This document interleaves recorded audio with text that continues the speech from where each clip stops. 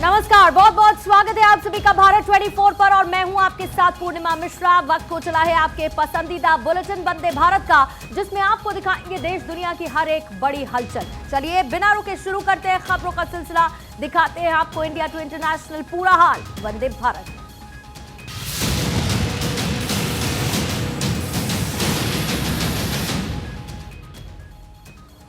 और वंदे भारत की शुरुआत करते हैं अभी की सबसे बड़ी खबर के साथ। भारत और चीन के सैनिकों के बीच अरुणाचल प्रदेश के तवांग में झड़प हुई, जिसमें दोनों देशों के कई सैनिक घायल हुए। भारत के जवानों ने चीनी सैनिकों को पीछे जाने पर मजबूर कर दिया। बाली में मुलाकात, फिर तवांग में घात। यह है चीन का असली चेहरा।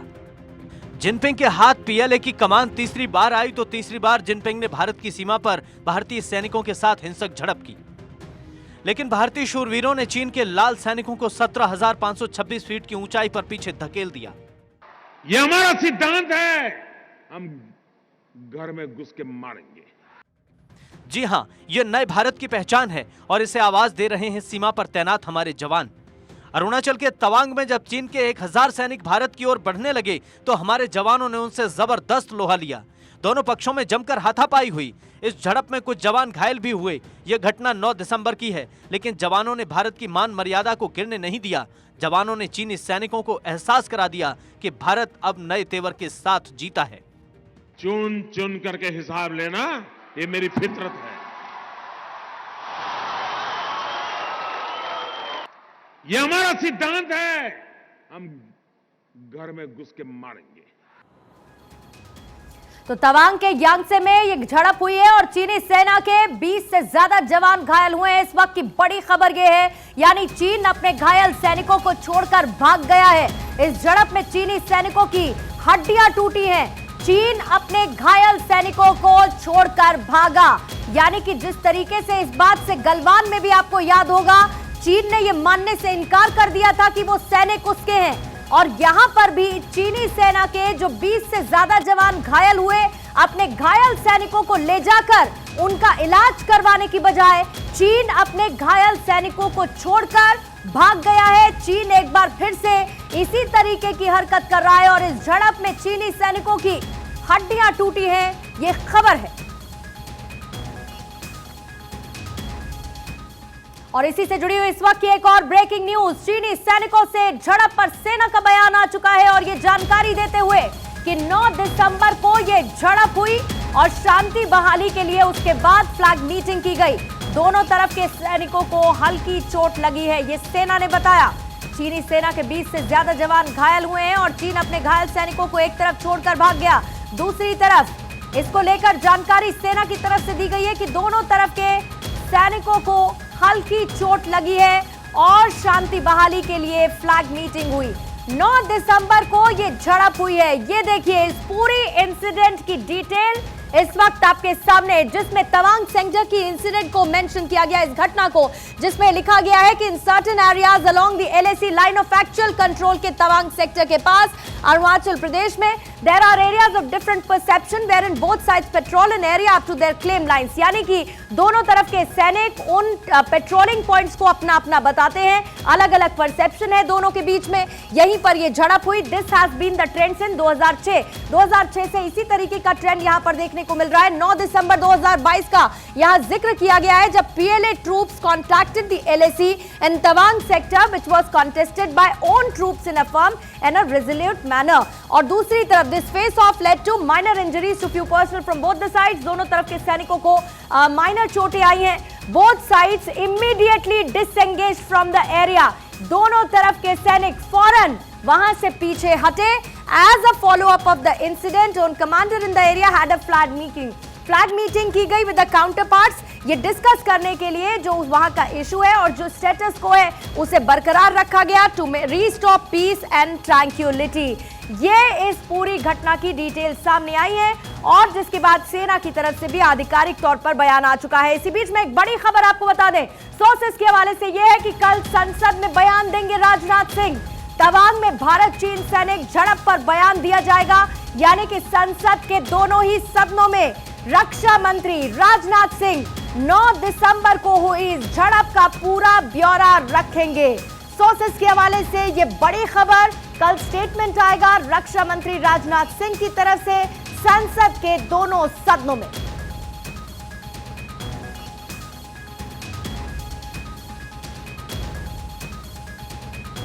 कल संसद में राजनाथ सिंह बयान देने वाले, और आइए इसी को समझते हैं। कैप्टन यूके देवनाथ रक्षा विशेषज्ञ इस वक्त हमारे साथ जुड़ चुके हैं और ब्रिगेडियर विनोद दत्ता रक्षा विशेषज्ञ इस वक्त हमारे साथ जुड़े हैं। आप दोनों का बहुत बहुत स्वागत करती हूं। और यूके देवनाथ सर, लगातार हम इस बात की चर्चा कर रहे हैं कि चीन जो कहता है वो करता नहीं है और चीन का एक दोहरा चेहरा एक्सपोज्ड है पूरी दुनिया के सामने। तवांग के यांगसे में ये घटना हुई जो साल 2021 में भी हमने देखी थी। यहां पर चीन लगातार तनाव बना रहे इसकी कोशिश करता रहता है और इस घटना का पूरा ब्यौरा भी सामने आ चुका है। आपका टेक सर सबसे पहले। पूर्णिमा, चीन हमेशा ये कोशिश करता रहता है कि किसी तरह से वो भारत को हमेशा बैकफुट पर रखे। अक्साई चीन में गलवान में जून 2020 में जो हुआ, उसके बाद चीन समझ गया कि भारत अब छुट भैया नहीं रहा, भारत उनके बराबर है और कहीं कहीं तो टेक्निकल लेवल पर भारत चीन से भी ज्यादा मजबूत है। अब क्या हो रहा है, चीन में काफी सारी इंटरनल प्रॉब्लम्स हो रही हैं। शी जिनपिंग अपनी जो देश की जो इंटरनल प्रॉब्लम्स हैं उनको सॉल्व नहीं कर पा रहे हैं, तो शायद उन्होंने प्री प्लान तरीके से अपने देश की जनता का ध्यान भटकाने के लिए भारत के साथ तवांग के पास निकट बॉर्डर में ये कश्मीर को अंजाम दिया। मैं आपको बता दूं कि भारत की फौज पिछले 15 दिन से ही बहुत मुस्तैदी से वहां पेट्रोलिंग कर रही थी। हमारे जो फॉरवर्ड लोकेशंस हैं वहां पर ड्रोन्स डिप्लॉय किए गए थे भारत की आर्मी और एयरफोर्स द्वारा, और इन ड्रोन से हमें वहां लगातार इंटेलिजेंस मिल रही थी कि पीएलए की सेना जो है वो एलएसी के उत्तर में कहां पर डिप्लॉयड है और उनकी मंशा क्या है।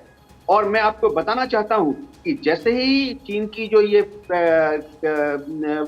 फौज की जो टुकड़ी है, कई सोर्स बोल रहे हैं कि 300 लोग, कई सोर्स बोल रहे हैं कि 1000 चीनी जवान, जैसे ही वो भारत की सीमा के पास आए और उन्होंने हमारी जो वहां पर फॉरवर्ड लोकेशन में पोस्ट हैं उनको डिस्टर्ब करने की कोशिश की, तुरंत भारत की फौज ने एक गरिमापूर्ण तरीके से बिना उनको उकसाए उसका जवाब दिया। ये वही लोकेशन है जहां 1962 में भी चीन ने अंदर घुस के भारत को क्षति पहुंचाने की कोशिश की थी। वहां पर एक नदी है नमकाचू और पहाड़ का नाम है थागला। वहां से उतरते हुए चीन ने 1962 में हमारे धुला पोस्ट को ठीक इसी तरह से अटैक किया था। अभी क्योंकि वहां पर हाई अल्टीट्यूड है, पहाड़ों की ऊंचाई करीबन 17,000 फीट या उससे भी ज्यादा है, तो हमारी फौज इस वक्त बर्फ की वजह से और बहुत ठंड की वजह से फॉरवर्ड पेट्रोलिंग में सिर्फ जिमीतांग जैसी जगह तक जाती है और वहां से लौट आती है। और शायद चीनी फौजों ने इसी का फायदा उठाने की कोशिश की। पूर्णिमा, मैं आपको एक और चीज बताना चाहता हूं कि चीन ये भी कोशिश कर रहा है कि भारत की फौज और हमारी जो स्ट्रेटेजिक रिजर्व्स हैं वो दोनों तरफ बढ़ जाएं। चीन एक तरफ तो अक्साई चीन में टेंशन को बरकरार रख रहा है ताकि भारत की आधी जो रिजर्व्स हैं और हमारा जो अस्त्र शस्त्र गोला बारूद है वो, जो आपने देवनाथ सर कहा ना, फायदा उठाना चीन का यही मिजाज है। चीन इसी तरीके का एक अपॉर्चुनिस्ट है जो बार बार ऐसे मौकों का फायदा उठाता है। और मैं इस चर्चा में इस बात का जिक्र बार बार कर रही हूं कि तनाव बरकरार रहे, चीन की यही मंशा है। विनोद दत्ता सर, मैं इसको थोड़ा सा और इलाबोरेट करना आपसे चाहूंगी, लेकिन इसके साथ मैं बहुत लेम लैंग्वेज में ये भी समझना चाहूंगी कि अभी इस जगह पर स्टेटस को क्या कहता है। ये चीजें हैं भारत और चीन के दरमियान जो डिस्प्यूट है, करीब ईस्टर्न पार्ट में आप देखिए कि करीब 1346 किलोमीटर का बॉर्डर है और यहाँ डिस्प्यूट दोनों, जैसे मैकमोहन लाइन भारत मानता है और वो जॉनसन लाइन को चीन मानता है, जो 1899 का है। तो मेरा कहने का मतलब ये है कि ये डिस्प्यूट कई दिनों से चला आ रहा है और गालवान में भी चीन ने इसी तरह की हरकत की थी, लेकिन इसके पीछे एक टिपिकल रिएक्टिव नेचर है ऐसे इंसिडेंट्स का। आप देखिए जब गालवान इंसिडेंट हुआ था तब वहाँ डीबीओ में भारत ने जब ग्लोब मास्टर वगैरह लैंड कराए थे और अपना जो पहले कच्ची एयर स्ट्रिप हुआ करती थी उसको पक्का किया और फिर बाद में ग्लोब मास्टर जैसे हवाई जहाज को वहाँ लैंड कराया, तो चीन की हालत और उसकी हवाइयाँ उड़ गई। जिस तरह का इंफ्रास्ट्रक्चर ईस्टर्न कमांड में अभी बनाया गया है, आप देखिए वहाँ पहले जो 8 हमारी एयर स्ट्रिप जो ALGs थे उनको अपग्रेड किया है, चिनुक्स को डिप्लॉय किया है, हॉविट्जर्स को वहाँ डिप्लॉय किया है, 17 कोर को फुली ऑपरेशनलाइज किया गया है। तो ये सब चीज़ें चीन पे यकीनन प्रेशर डाल रहा है और वहाँ वो चीन ये चाहता है कि भाई इस तरह का वो वहाँ वर्चस्व स्थापित करे या भारत को किसी तरीके से वो प्रेशर में रखे, क्योंकि चीन देखिए बिल्कुल यकीन के काबिल तो है नहीं, लेकिन भारत ने इसको बखूबी समझा है। और जिस तरह से इंफ्रास्ट्रक्चरल डेवलपमेंट हुआ है, जिस तरह देखिए पहले हमारे वहाँ 4 हॉटलाइंस होती थी, आज वहाँ 8 हॉटलाइंस है। तो भारत बिल्कुल अब जिस तरह से जवाब बिल्कुल विनोद सर, एक हेवी बजट भी एलोकेट किया गया है ताकि इंफ्रास्ट्रक्चर को डेवलप किया जा सके। अरुणाचल में हम लगातार देख रहे हैं किस तरीके से रोड्स बनाई जा रही है, हाईवेज बनाए जा रहे हैं, इंफ्रास्ट्रक्चर को डेवलप किया जा रहा है और जाहिर बात है कि अरुणाचल को एज इट्स ओन बहुत ज्यादा मजबूत करने की कोशिश भारत सरकार की तरफ से हो रही है। आई सिंह भदौरिया भी इस वक्त हमारे साथ जुड़े हुए हैं। सर, आपका भी बहुत बहुत स्वागत करती हूँ। लेकिन भदौरिया सर, चीन की इस हरकत को कैसे देखेंगे? साल 2006 से लगातार ट्रेंड इस पेट्रोलिंग पॉइंट पर क्लेम करता है चीन ये हमारा हिस्सा है और यहां पर इस तरीके से तनाव बार बार हमने बढ़ता देखा है। बीते साल भी 2021 में ठीक यहीं यांगसे पर इसी तरीके की घटना देखने को मिली थी जब चीन और भारत के सैनिक आमने सामने थे। चीन को कौन सा आईना दिखाने की जरूरत है कि चीन को यह समझ में आए कि वो शांति बरकरार रखेगा और छेड़ेंगे नहीं तो हम उनको छोड़ देंगे, लेकिन अगर छेड़ेंगे तो फिर हम उनको बिल्कुल भी नहीं छोड़ेंगे। ये बात चीन को कैसे समझ में आएगी और कैसे उसको क्लियर किया जाएगा? सर बिल्कुल, बहुत अच्छी बात आपने कही।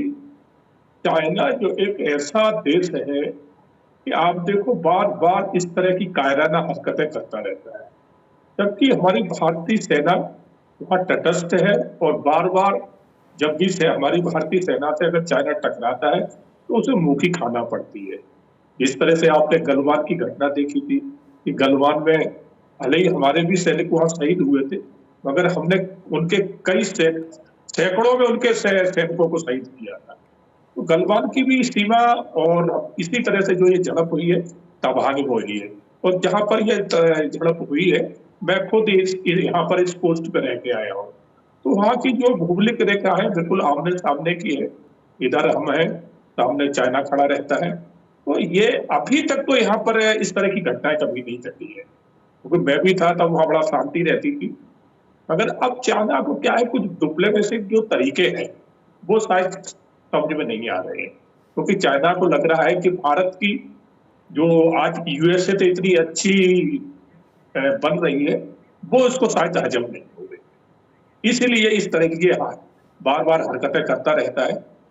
और नहीं तो चाइना को कोई मतलब ही नहीं है, क्योंकि बात ये पिछली सरकारों ने, जो हमारी पीछे कुछ सरकारें रही, उन्होंने इस तरह की चाइना की आदतें डाल दी है। तो चाइना जानता है कि पहले भी जो सरकार है, चाइना जो हरकतें करता था, हमारे अंदर घुस के 100 मीटर घुस के आ गया और सरकारों से जब चर्चा हुई तो 50 मीटर गए, 50 मीटर कब्जा करके बैठ गए। तो ये पिछली सरकारों को उसकी आदत पड़ी हुई थी, अब वो कर नहीं पा रहा है। अगर वो अब 1 इंच घुसने की कोशिश करता है तो हमारे सैनिक उसको मुंह तोड़ जवाब वहीं दे देते हैं, क्योंकि ये जो वर्तमान में जो सरकारें हैं उन्होंने ये शक्ति हमारी सेना को दी हुई है। जी पहले इस तरह की नहीं होती थी। बिल्कुल सर, और उसी शक्ति का इस्तेमाल करते हुए खदेड़ दिया है चीनी सैनिकों को भारतीय सेना ने, और वो तस्वीरें भी हमने देखी जो गलवान में किया था। और चीन का खैर किस तरीके का रवैया है ये तो जग जाहिर है और पूरी दुनिया जानती है। और इस बार भी देखिए अपने सैनिकों का इलाज कराने की बजाय चीन उन्हें छोड़कर भाग खड़ा हुआ है। गलवान घाटी में भी यही हमने देखा था।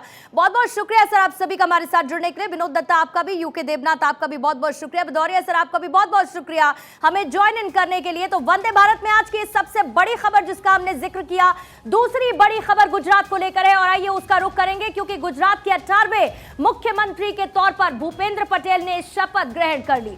पटेल के साथ साथ 16 मंत्रियों ने पद और गोपनीयता की शपथ ली।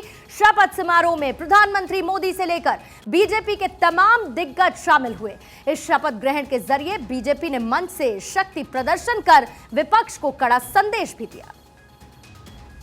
હું ભૂપેન્દ્ર રજનીકાંત પટેલ સોગંદ લઉં છું કે ઈશ્વરના નામે સોગંદ લઉં છું કે કાયદાથી સ્થાપિત ભારતના સંવિધાન પ્રત્યે કાયદાથી સ્થાપિત ભારતના સંવિધાન પ્રત્યે હું 62 साल के भूपेंद्र पटेल ने दोबारा गुजरात की कमान संभाली।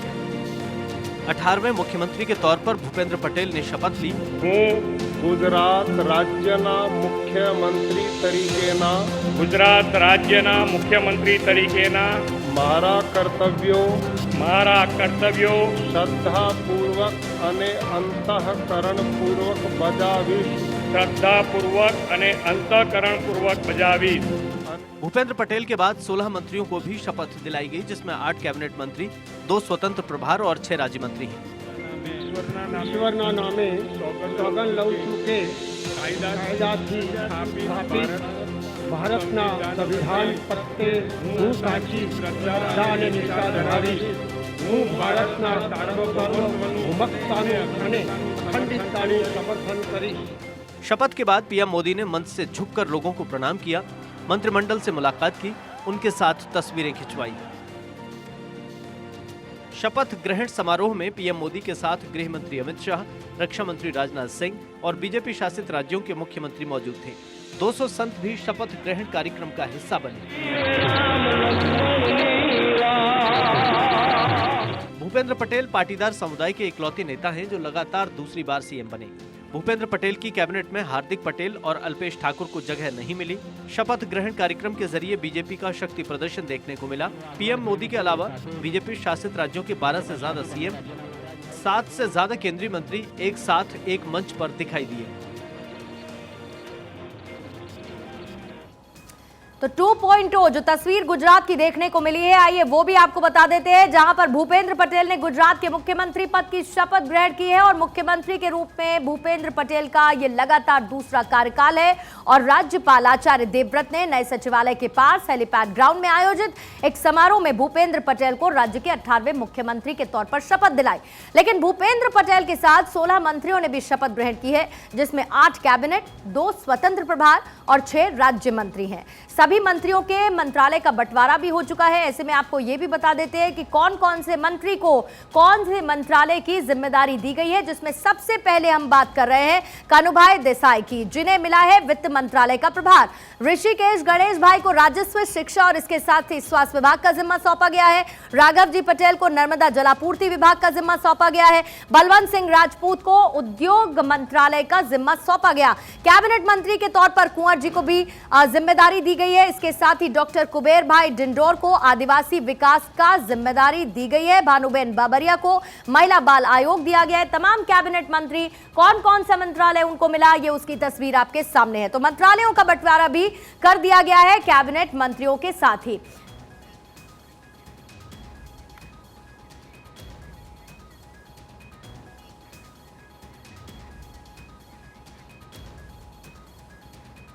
तो भूपेंद्र पटेल की नई कैबिनेट में 8 कैबिनेट मंत्रियों ने शपथ ली, जिसकी तस्वीर हमने आपको दिखाई है। आइए उसके बारे में आपको डिटेल भी बता देते हैं। कैबिनेट में जिन चेहरों को शामिल किया गया, सबसे पहले हमने कानुभाई देसाई का जिक्र किया, जो कि पार्टी से जीते हैं और पिछली सरकार में वित्त मंत्री के तौर पर उन्हें जिम्मेदारी दी गई थी। ऋषिकेश पटेल विसनगर से जीते हैं और पिछली सरकार में स्वास्थ्य मंत्री का जिम्मा उनके पास था। राघव जी पटेल जामनगर ग्रामीण से जीते और पिछली सरकार में कृषि मंत्री के तौर पर वो जिम्मेदारी संभाल रहे थे। बलवंत राजपूत सिद्धपुर से चुनाव जीते और जीआईडीसी में चेयरमैन रहे। कुंवर जी बावलिया जसन सीट से जीते हैं और कोली समुदाय का बड़ा चेहरा भी हैं। रूपानी सरकार में ये मंत्री भी रहे। इसके साथ मुलुभाई बेरा खंबालिया सीट से जीते, मंत्री रहे हैं। भानुबेन बाबरिया राजकोट ग्रामीण सीट से जीती, तीसरी बार ये विधायक बनी। कुबेर डिंडोर संतराम सीट से जीते और पिछली सरकार में उच्च शिक्षा मंत्री के तौर पर ये अपनी जिम्मेदारी संभाल रहे थे। इधर प्रधानमंत्री नरेंद्र मोदी को लेकर कांग्रेस के एक और नेता ने विवादित टिप्पणी कर दी है। नाम है राजा पटेरिया।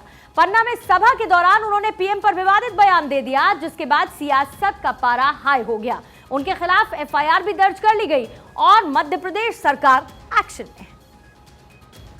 संविधान यदि बचाना है तो मोदी की हत्या करने के लिए तत्पर हो।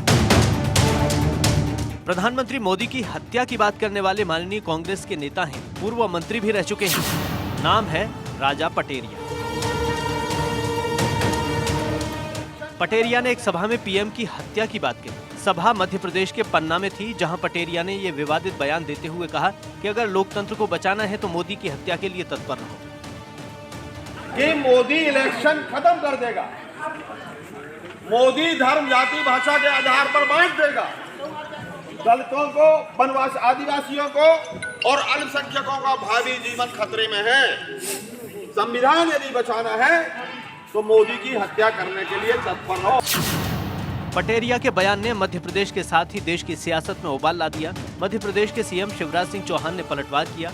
उन्होंने कहा कि ये विद्वेष की पराकाष्ठा है, ये घृणा की अति है। कांग्रेस के एक नेता मोदी जी की हत्या की बात कर रहे हैं, ये विद्वेष की पराकाष्ठा है, ये घृणा की अति है। कांग्रेस के असली भाव प्रकट हो रहे हैं। मध्य प्रदेश के गृह मंत्री नरोत्तम मिश्रा ने पटेरिया पर एफआईआर दर्ज करने के निर्देश दिए हैं। पटेरिया के खिलाफ मामला दर्ज किया जा चुका है। माननीय प्रधानमंत्री जी के खिलाफ इस बेहद आपत्तिजनक बयान जो माननीय पटेरिया जी ने किया है, मैं तत्काल एफआईआर कराने का एसपी को निर्देश दे रहा हूं। हालांकि विवाद बढ़ने के बाद पटेरिया की ओर से सफाई भी आई। उन्होंने कहा कि वे गांधी को मानने वाले लोग हैं और वीडियो को गलत तरीके से प्रचारित किया जा रहा है। कांग्रेस पार्टी ज़बान दराजी पे उतर आई। कांग्रेस पार्टी राजनीतिक संगठन है या आतंकियों वाली भाषा बोल रही है हत्या करने की। प्रधानमंत्री के साथ 130 करोड़ लोगों की दुआएं हैं। कांग्रेस कितनी बद्दुआ दे दे, कितना शरापित करे, कितनी धमकी दे दे, कोई फर्क पड़ने वाला नहीं है। पटेरिया का ये बयान 11 दिसंबर का है। पन्ना में वो कार्यकर्ताओं से बात कर रहे थे और उस दौरान उनका ये विवादित बयान सामने आया। पटेरिया के इस बयान के बाद कांग्रेस बैकफुट पर है। तो प्रधानमंत्री पर विवादित टिप्पणी करने वाले राजा पटेरिया का बैकग्राउंड आइए आपको समझा देते हैं कि आखिर राजा पटेरिया है कौन। 1992 साल पहली बार हटा विधानसभा से विधायक के तौर पर चुनकर आए राजा पटेरिया। साल 1998 दूसरी बार विधायक बने, 2003 तक। इधर 2009 में खजुराहो लोकसभा में उन्होंने चुनाव लड़ा, हालांकि उनकी हार हुई। 2014 में फिर खजुराहो से डरे और दोबारा से उनकी हार हुई। 2014 में घोटाले का इन पर आरोप लगाया। ईडी इनसे पूछताछ भी कर चुकी है। 1992 से इनकी शुरुआत हुई और ये है राजा पटेरिया, जिनकी तरफ से टिप्पणी की गई प्रधानमंत्री को लेकर। ब्रेक के बाद स्वागत है आप सभी का। वंदे भारत में अब बात हिमाचल की करेंगे, क्योंकि हिमाचल के नए सीएम सुखविंदर सिंह सुक्खू पहुंचे सचिवालय, जहां उन्होंने औपचारिक रूप से पदभार ग्रहण कर लिया। पदभार ग्रहण करने के बाद विधायक दलों की मीटिंग हुई और सुक्खू ने एक बार फिर से पुरानी पेंशन को बहाल करने की बात को दोहराया। हिमाचल के नए सीएम के तौर पर सुखविंदर सिंह सुक्खू ने पदभार संभाल लिया है। कार्यभार संभालने के पहले दिन सुखविंदर ने कहा कि सभी विधायक, डिप्टी सीएम और पार्टी के वरिष्ठ सदस्य राज्य के कल्याण के लिए काम करेंगे। लोगों ने हमें सेवा करने का मौका दिया है। कांग्रेस पार्टी के जितना भी मंत्रिमंडल होगा वो मुख्यमंत्री जी और कांग्रेस पार्टी के ठाकुर कौल सिंह जी, कुलदीप कुमार जी, विप्लव ठाकुर जी जिन्होंने कांग्रेस पार्टी को सिंचा है, मैडम स्टोक्स जी, विद्या स्टोक्स जी, इन सब लोगों को मिलकर हम आगे की रणनीति बनाएंगे और एक सही दिशा में इस प्रदेश को आगे बढ़ाएंगे। यही मेरा आप लोगों से कहना है। सीएम बनते ही सुखविंदर सिंह ने बड़ा ऐलान किया। उन्होंने पुरानी पेंशन स्कीम को लागू करने की बात दोहराई। सुक्खू ने कहा कि कैबिनेट की पहली बैठक में ही हम वादे के मुताबिक पुरानी पेंशन स्कीम को लेकर आएंगे। पहली कैबिनेट में हमने कहा है कि हम ओपीएस लागू करेंगे, 2 योजनाएं लागू करेंगे। जैसे ही पहली कैबिनेट होगी उसके बाद उस फैसले के बारे में आपको बता दिया जाएगा। हिमाचल के डिप्टी सीएम मुकेश अग्निहोत्री भी सचिवालय पहुंचे, जहां उन्होंने औपचारिक रूप से कार्यभार ग्रहण किया। हिमाचल में जद्दोजहद के बाद कांग्रेस ने सुखविंदर के नाम का ऐलान किया, लेकिन कांग्रेस की अंदरूनी गुटबाजी से निपटना सुक्खू के लिए बड़ी चुनौती होने वाली है। तो हिमाचल प्रदेश चुनाव में बीजेपी चूक गई तो अब पार्टी हार की वजहों पर मंथन कर रही है। पार्टी ने गुजरात और इससे पहले उत्तराखंड में चुनाव से ठीक पहले मुख्यमंत्री बदलकर सत्ता विरोधी लहर को कुंद करने की जो रणनीति अपनाई वो सफल नजर आई। लेकिन पार्टी इस नई रणनीति को अपनाने में हिमाचल प्रदेश में चूक गई और हिमाचल प्रदेश में राजनीतिक रिवाज बदलने से रह गई। उत्तराखंड 2021 में सीएम बदला, 2022 में सत्ता पाई। गुजरात 2021 में सीएम बदला, 2022 में सत्ता पाई। हिमाचल प्रदेश सीएम वही, सत्ता गंवाई।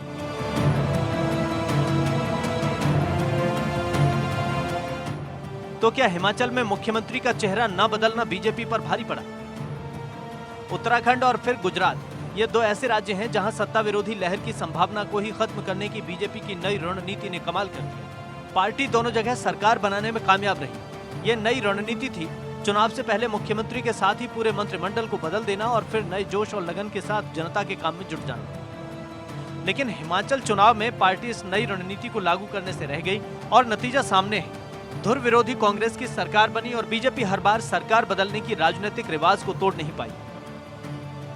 गुजरात चुनाव में 27 साल तक लगातार सत्ता में बने रहने के बावजूद बीजेपी ने इस बार बम्पर जीत दर्ज की और प्रदेश में 7वीं बार सत्तासीन होने के मौके पर 1985 में कांग्रेस के 149 सीटों पर जीत के रिकॉर्ड को ब्रेक कर दिया। इस सफलता के पीछे है बीजेपी की सीएम बदलने की रणनीति।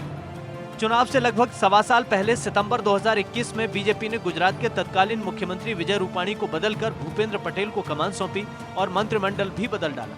चुनाव में सीएम भूपेंद्र पटेल की जाति पाटीदार भी काम आई।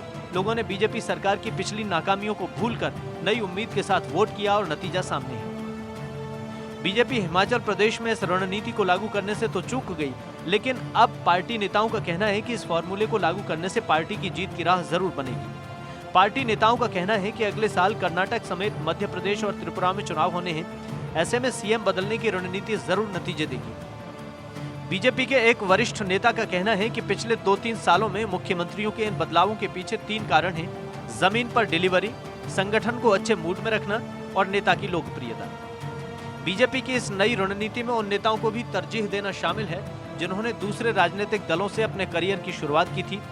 2023 में बीजेपी शासित कर्नाटक, मध्य प्रदेश और त्रिपुरा में विधानसभा चुनाव होने हैं, जहां पार्टी ने हाल ही में अपना मुख्यमंत्री बदला है। मुख्यमंत्री बदलने की बीजेपी की इस रणनीति की विपक्ष भले ही आलोचना करता रहा हो, लेकिन इससे शीर्ष नेतृत्व की सजगता और तत्परता का पता चलता है। मैनपुरी की नई सांसद डिंपल यादव ने संसद भवन पहुंचकर सांसद के तौर पर शपथ ग्रहण की और शपथ ग्रहण के बाद डिंपल यादव ने सोनिया गांधी के पैर छूकर आशीर्वाद लिया। डिंपल के साथ उनके पति अखिलेश यादव भी मौजूद थे। वहीं डिंपल ने बताया कि बेरोजगारी, महंगाई जैसे मुद्दों पर सरकार को घेरा जाएगा। नेताजी की सीट से डिंपल यादव जीत कर आईं। आज मौका शपथ ग्रहण का था, जहां संसद भवन पहुंचकर सांसद के तौर पर उन्होंने शपथ ली। डिंपल अपने पति और समाजवादी पार्टी के मुखिया अखिलेश यादव के साथ दिल्ली में संसद भवन पहुंची। सदन की शपथ के बाद डिंपल ने कांग्रेस नेता सोनिया गांधी के पैर छूकर उनका आशीर्वाद लिया। इस दौरान डिंपल ने कहा कि वो महंगाई, बेरोजगारी जैसे मुद्दों पर सरकार को घेरेंगी। आने वाले समय में आप देखेंगे कि समाजवादी पार्टी इश्यूज उठाएगी और बहुत दिक्कतें हैं ग्राउंड लेवल में, जहां महंगाई की बहुत बड़ी दिक्कत है, जहां महिला सुरक्षा की बड़ी दिक्कत है उत्तर प्रदेश में, तो और जहां युवाओं के रोजगार की और नौकरियों की दिक्कत है। तो आप देखेंगे आने समय में समाजवादी पार्टी सभी इश्यूज उठाएगी। एसपी के मुखिया अखिलेश यादव ने भी सरकार को घेरा। यूपी में योगी सरकार पर सवाल खड़े करते हुए जमकर निशाना साधा। समाजवाद का नारा देना, राम राज्य की बात करना, बिना समाजवाद के राम राज्य क्या है? और सबसे बड़ी बात यह कि उत्तर प्रदेश के साथ जो धोखा हुआ है, उत्तर प्रदेश को आज खुशहाली और तरक्की के रास्ते पे होना चाहिए था, लेकिन उत्तर प्रदेश कहाँ जा रहा है? आप इन्वेस्टर के लिए आप इन्वेस्टर्स को बुलाने जा रहे हैं। पिछले 5 साल के बाद आपको ये याद आया कि आपको इन्वेस्टर्स को बुलाना है। आपने पिछले 5 साल में क्या किया? मैनपुरी उपचुनाव में डिंपल ने बीजेपी के रघुराज शाकी को 2,88,461 वोटों से हराया था। मैनपुरी सीट के लिए लगाया गया बीजेपी का सारा सियासी गणित फेल हो गया था। डिंपल यादव की जीत के बाद एक बड़ा घटनाक्रम और हुआ था। अखिलेश यादव के चाचा और प्रगतिशील समाजवादी पार्टी के प्रमुख शिवपाल यादव ने अपनी पार्टी का सपा में विलय कर दिया था। भारत जोड़ो यात्रा में राहुल के साथ प्रियंका गांधी कदम से कदम मिलाकर चलती नजर आ रही हैं। बूंदी में प्रियंका के साथ रॉबर्ट वाड्रा भी शामिल हुए। वहीं प्रियंका का इस यात्रा में अलग अंदाज नजर आया।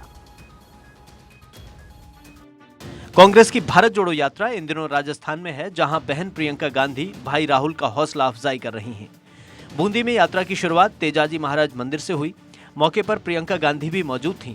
कांग्रेस महासचिव प्रियंका गांधी ने राजस्थान के पारंपरिक लोक नृत्य करने वाले कलाकारों का नृत्य देखा और खुद प्रियंका थिरकती नजर आई।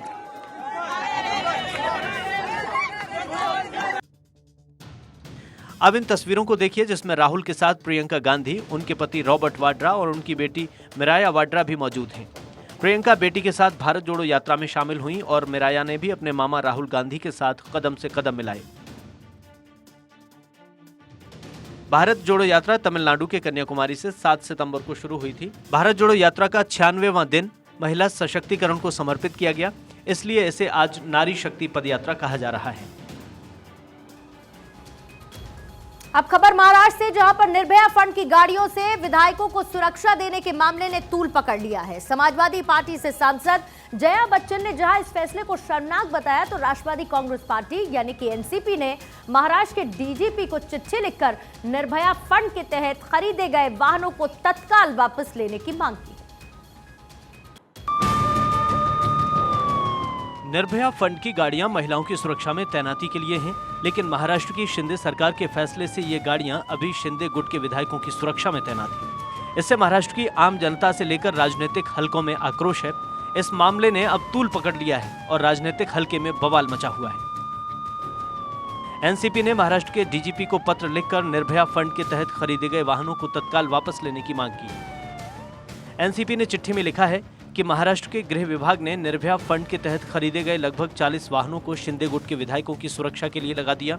सरकार के इस फैसले की राज्य के नागरिक आलोचना कर रहे हैं। ये बेहद निंदनीय है, क्योंकि पूरी निर्भया योजना का मूल आधार ही फेल हो गया। गृह मंत्रालय ने शिंदे गुट के सभी विधायकों को Y+ सुरक्षा प्रदान की है, जो अपने आप में विधायकों को VIP दर्जा देने के कदम की तरह लगता है। ये शर्मनाक है कि इन विधायकों ने इन वाहनों को स्वीकार किया है, ये जानने के बाद भी कि ये वाहन महिलाओं की सुरक्षा के लिए खरीदे गए थे। कोई भी विधायक इन वाहनों को स्वेच्छा से वापस करने को तैयार दिखाई नहीं दे रहा है। कुल महिला सुरक्षितता हो या नागरिक सुरक्षितता हो, ये किसी भी सरकार की जिम्मेदारी होती है। और जिस तरह से कैजुअल अप्रोच ये ईडी सरकार कर रही है, और ये जो फंड डॉक्टर मनमोहन सिंह जी ने जब उनकी सरकार थी तब बनाया था, हर राज्य को केंद्र से पैसा आता है और वो इसी हेड पे आता है कि वो महिला सुरक्षितता के लिए ही उसको यूज़ कर सके। और जिस तरह से ये VIP कल्चर ये नए ईडी सरकार ने लाया है, वो बहुत एक गंभीर बात है। उधर समाजवादी पार्टी की सांसद जया बच्चन ने पूरे मामले को शर्मनाक बताया। लोगों को इस्तीफा दे देना चाहिए, जिन्होंने इस तरह से मिसयूज किया है इस चीज को, उनको इस्तीफा देना चाहिए और उनको माफी मांगनी चाहिए सारी महिलाओं से और निर्भया की परिवार से और निर्भया जैसी जितनी केसेस हैं, क्योंकि इन लोग इनसेंसिटिव लोग हैं। इस तरह से आप अभी क्या शब्द इस्तेमाल करूं मैं। पूरे मामले पर कांग्रेस ने भी एकनाथ शिंदे के नेतृत्व वाली सरकार पर हमला बोला। सवाल है कि क्या सत्तारूढ़ विधायकों की सुरक्षा महिलाओं की सुरक्षा से ज्यादा महत्वपूर्ण है? विपक्ष का कहना है कि निर्भया फंड का इस्तेमाल विधायकों की सुरक्षा के लिए किया जाना अपमानजनक है। महाठग सुकेश के जाल में फंसी बॉलीवुड की 2 टॉप एक्ट्रेसेस जैकलिन फर्नांडिस और नोरा फतेही के बीच तकरार इतनी ज्यादा बढ़ चुकी है कि मामला अब कोर्ट तक जा पहुंचा है। नोरा फतेही ने आरोप लगाया कि उनकी छवि को नुकसान पहुंचाया जा रहा है, जिस पर अब 19 दिसंबर को सुनवाई होगी। महाठग सुकेश से दोस्ती जैकलिन फर्नांडिस को महंगी पड़ रही है। जैकलिन को एक तो कोर्ट के चक्कर लगाने पड़ रहे हैं, तो दूसरी तरफ नोरा फतेही उनकी दुश्मन बन गई हैं। नोरा फतेही ने आरोप लगाया है कि जैकलिन ने उनका नाम गलत तरीके से मनी लॉन्ड्रिंग केस में घसीटा है, जिसके लिए अब नोरा फतेही ने कोर्ट का दरवाजा खटखटाया है। नोरा ने जैकलिन पर अपनी छवि खराब करने का आरोप लगाया है, जिसे लेकर अब पटियाला हाउस कोर्ट 19 दिसंबर को सुनवाई करेगा। इसके अलावा नोरा ने कुछ मीडिया ग्रुप्स पर भी छवि खराब करने का आरोप लगाया है। इससे पहले जैकलिन ने जांच एजेंसियों पर नोरा फतेही को राहत देने और उनको परेशान करने का आरोप लगाया था। यही बात नोरा और जैकलिन के बीच दुश्मनी की वजह बनी। मनी लॉन्ड्रिंग मामले में जैकलिन आज पटियाला हाउस कोर्ट में पेश हुई। जैकलिन पर ईडी आरोप तय करने वाली है, जिसको लेकर सुनवाई चल रही है। मनी लॉन्ड्रिंग केस में जब से जैकलिन का नाम सामने आया है, तब से वो लगातार चर्चा में है। तो आपको ये भी बताते हैं कि महाठग सुकेश से जैकलिन की मुलाकात कैसे हुई, जो उनके गले की फांस बन गई। असल में पिंकी ईरानी ने जैकलिन और सुकेश की जान पहचान कराई। सुकेश के साथ मिलकर पिंकी ईरानी काम करती थी। फिलहाल पिंकी ईरानी सलाखों के पीछे है। महाठग सुकेश चंद्रशेखर से जुड़े 200 करोड़ की ठगी मामले में जैकलिन का नाम पहली बार अगस्त 2021 में सामने आया। सोशल मीडिया पर जैकलीन की सुकेश के साथ कुछ तस्वीरें भी सामने आईं और सुकेश ने ही ईडी की पूछताछ में जैकलीन से जान पहचान और महंगे तोहफे देने का खुलासा किया था। हरियाणा की तर्ज पर जम्मू कश्मीर में भी फैमिली आईडी कार्ड बनाने की तैयारी है, जिसका बीजेपी ने तो स्वागत किया, लेकिन विपक्षी दलों ने सवाल उठाए। महबूबा मुफ्ती ने तो ये तक कह दिया कि जम्मू कश्मीर के लोगों पर निगरानी रखने का ये एक नया तरीका है। जम्मू कश्मीर में हरियाणा की तर्ज पर सभी परिवारों का फैमिली कार्ड बनाने की तैयारी है। इस यूनिक कार्ड का बीजेपी ने तो स्वागत किया, लेकिन विपक्षी दलों ने सवाल उठाए। पीडीपी प्रमुख महबूबा मुफ्ती ने विपक्षी दलों के साथ सुर में सुर मिलाते हुए एक ट्वीट किया, जिसमें उन्होंने कहा कि सभी परिवारों के लिए बनाई जा रही यूनिक आईडी जम्मू कश्मीर के लोगों पर नजर रखने और शिकंजा कसने का नया तरीका है। महबूबा मुफ्ती ने आरोप लगाते हुए कहा कि जम्मू कश्मीर के लोगों को संदिग्ध नजरों से देखा जाता है। ये यूनिक आईडी उसी का सूचक है। यूनिक फैमिली आईडी बनाना 2019 के बाद से बढ़ते अविश्वास का प्रतीक है। महबूबा मुफ्ती ने अपने ट्वीट में 2019 का जिक्र किया, जिसका सीधा मतलब धारा 370 खत्म किए जाने से लगाया जा रहा है। महबूबा मुफ्ती के आरोपों पर बीजेपी ने पलटवार किया। बीजेपी नेता कविंद्र गुप्ता ने कहा कि महबूबा मुफ्ती हर चीज को संदेह भरी नजरों से देखती है, हर चीज को शक की निगाह से देखती है और उनके द्वारा ये कहा जाना कि कश्मीरियों को शक की निगाह से देखा जा रहा है, बिल्कुल गलत है। आईटी का जमाना है और एक तरीका है कि सभी रजिस्टर्ड हो, उनके सभी नाम सिंगल कार्ड बने, जिसमें सभी, चाहे राशन कार्ड हो चाहे दूसरे कार्ड हो, इन सभी विषयों को लेकर के ये काम किया जा रहा है। लेकिन हर बात में लोगों को गुमराह करना इनकी आदत बन चुकी है। हाल ही में ई गवर्नेंस के राष्ट्रीय सम्मेलन में उपराज्यपाल मनोज सिन्हा ने हरियाणा के मुख्यमंत्री मनोहर लाल के साथ मिलकर डिजिटल जम्मू कश्मीर विजन दस्तावेज जारी किया था, जिसमें यूनिक फैमिली आईडी की बात की थी। 7 दिसंबर को हैदराबाद में आसमान से एक उड़न तश्तरी उतरी, जिसे देखकर लोगों में कौतूहल मच गया। लोगों को लगा कि इससे कोई एलियन बाहर आएगा, लेकिन ऐसा हुआ नहीं। ये विशाल गुब्बारा नीचे उतरा है और तब से लोगों के बीच इसकी चर्चा है, जिसके राज से अब पर्दा उठ चुका है। हैदराबाद में 7 दिसंबर की सुबह आसमान से एक विशाल गुब्बारा जमीन पर उतरा, जिसने देखा वो भौचक्का हो गया। सभी को लग रहा था कि उड़न तश्तरी का दरवाजा खुलेगा और इसमें से एलियन निकलेंगे। एलियन को देखने के लिए लोगों की भीड़ उमड़ पड़ी। यूएफओ उतरने की खबर तेजी से फैलने लगी, जिसके बाद स्थानीय पुलिस के साथ प्रशासन मौके पर पहुंचा और छानबीन शुरू की।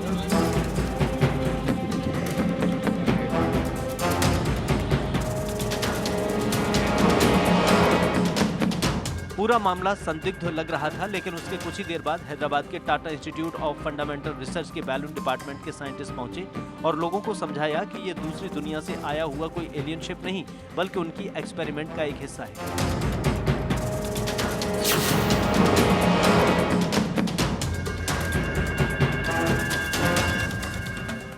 मामले में अब जाकर पूरी तरह पर्दा उठा है।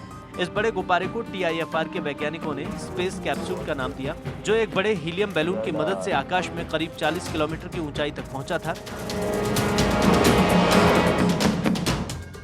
इस स्पेस कैप्सूल को स्पेन में बनाया गया है और इसके जरिए 8 लोगों को स्पेस में भेजने के लिए डिजाइन किया गया है। यानी अब उम्मीद जताई जा रही है कि भारत में भी स्पेस पर्यटन की जल्द शुरुआत होगी।